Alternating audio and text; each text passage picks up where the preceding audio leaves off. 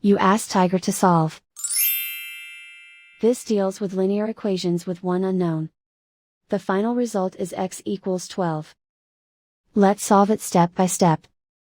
Simplify the expression. Group like terms.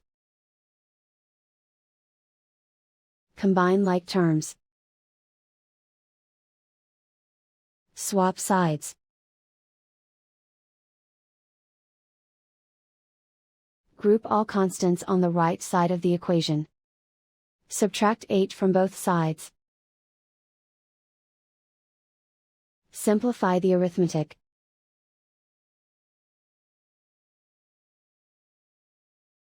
Convert the x into a positive number. Multiply both sides by -1.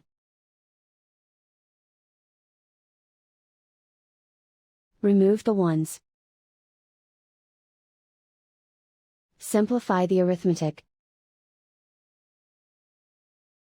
And so the final result is x equals 12.